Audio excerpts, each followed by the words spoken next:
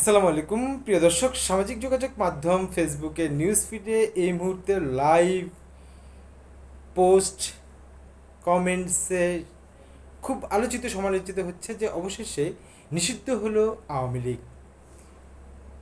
বিগত সময়ে আওয়ামী লীগের যে 17 বছর যে দেশ শাসন, এই শাসনের পরে বাংলাদেশে মানুষের গুম খুন নানা অভিযোগ, নিজস্ব নেতাকর্মীর টেন্ডারবাজি, মানুষকে হয়রানি করা, নানা অভিযোগ করার কারণে আওয়ামী লীগের উপর মানুষ ক্ষিপ্ত। আর বিশেষ করে জুলাই আগস্টের যে আওয়ামী লীগের যে রকম অবস্থা তৈরি করেছে সেটার উপর ক্ষিপ্ত হয়ে ছাত্র জনতা আজ সফল হয়েছে বলে দাবি করেছেন। এই নিউজটি সামাজিক যোগাযোগ মাধ্যমে এখন প্রচুর ভাইরাল। সবাই আনন্দে আত্মহারা, সবাই একে অপরকে আনন্দ মিছিল করছে, জামাত এর ভিতরে মিছিলে নেমেছে। অবশেষে আওয়ামী লীগকে নিষিদ্ধ করা হয়েছে। আজ আজ 10ই মে রাত 8টায় অন্তর্বর্তীকালীন সরকারের এক আলোচনা, যমুনায় একটি আলোচনায় বসে, সেখানে রাতের 11টায় অন্তর্বর্তীকালীন সরকারের আইন উপদেষ্টা ডক্টর আসিফ নজরুল প্রেস ব্রিফিংয়ের পরে সংবাদ সম্মেলনে এই ইয়েটা দিয়েছেন।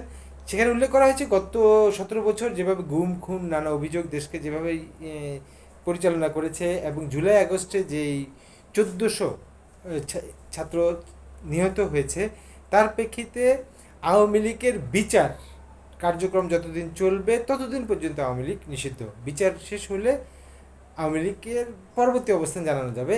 এখন এই নিউজটিতে যথেষ্ট লাভ রিয়েক্ট পড়েছে, তবে কমেন্টস, পাল্টা কমেন্টস, নেগেটিভ কমেন্টস অনেক পড়েছে, প্রশ্নবিদ্ধ কমেন্টস পড়েছে। তবে কমেন্টস ভেরিফিকেশনে দেখা যাচ্ছে যে নেগেটিভ কমেন্টসের থেকে পজিটিভ কমেন্টস অনেক বেশি, অনেক বেশি।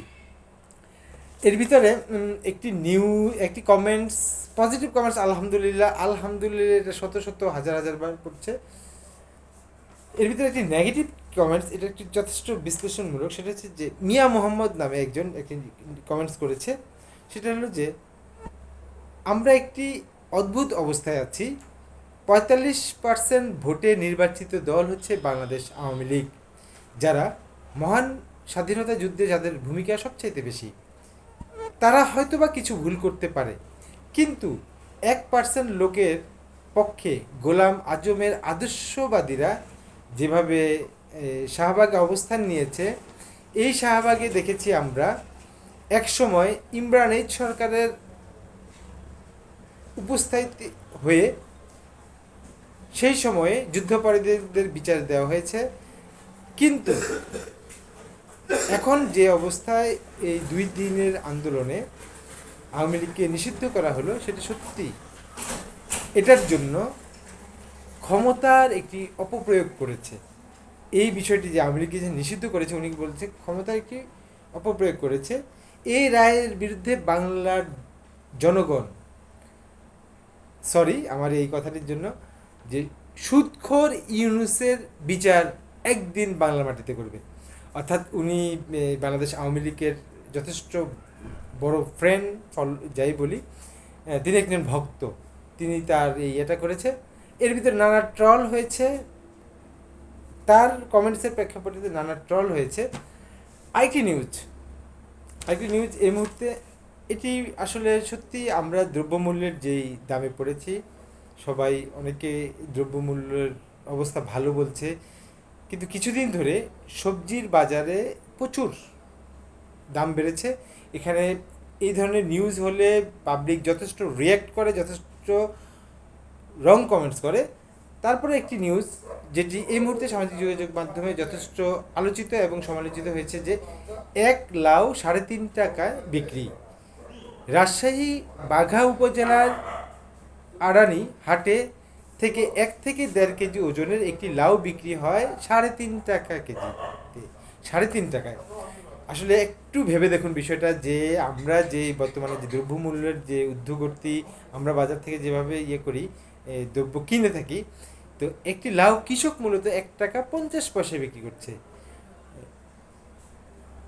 আড়ানি হাটে এক ব্যবসায়ী এই লাউগুলো বিক্রি করছে, তিনি বলছে তারপরেও গ্রাহক কিনছে না। তো এটা নিয়ে সামাজিক যোগাযোগ মাধ্যমে যথেষ্ট কমেন্টস, পাল্টা কমেন্টস পড়েছে। এর ভিতরে একজন কমেন্টস করেছে, এই লাউ তো আমি ঢাকায় আজ 60 টাকায় কিনেছি। অর্থাৎ এক্ষেত্রে গভর্নমেন্টকে, অন্তর্বর্তী সরকারকে অবশ্যই একটি উদ্যোগ নিতে হবে, যে উদ্যোগের মাধ্যমে প্রত্যন্ত অঞ্চলে যেভাবে একটি কৃষক যেই পণ্যগুলো উৎপাদন করে অথবা চাষাবাদ করে, এগুলো যেন ঢাকায় খুব কম খরচে যদি নিয়ে আসা যায়, তাহলে মানুষ অবশ্যই উপকৃত হবে। আর আরেকটি নিউজ দেখা যাচ্ছে যে দ্রব্যমূল্যের প্রচুর দাম, সবজির 90 টাকা 80 টাকার নিচে কোনো সবজি নেই। এর ভিতরে ঈদ আসার আগে মশলার বাজারে যথেষ্ট পরিমাণ দাম বৃদ্ধি পেয়েছে। এক্ষেত্রে একজন নেগেটিভ কমেন্টস করেছে, মশলার দাম বেড়েছে তো আমরা খাবো না, মশলা কিনবো না, টমেটোর কেজিতে 10 টাকা। অর্থাৎ তিনি কমেন্টস করেছে বর্তমান টমেটোর কমেন্ট 10 টাকা নেই, তো উনি এটা ট্রল করেছে। আরেকটি নিউজ, ঢাকায় মৌসুমের সর্বোচ্চ তাপমাত্রা 40.1 ডিগ্রি রেকর্ড করা হয়েছে। নগরবাসী আজকে যেভাবে গরমে যথেষ্ট ভুক্তভোগী হয়েছে, ব্যক্তিগতভাবে আমি নিজেও হয়েছি। তো এটাই সর্বোচ্চ ঢাকার তাপমাত্রা ছিল। এটা নিয়ে যথেষ্ট কমেন্টস করেছে, সবাই গরমে অসহ্য। এর ভিতরে সাভারের একজন বলেছে যে আমার এখানে 14 ঘন্টা কারেন্ট ছিল না।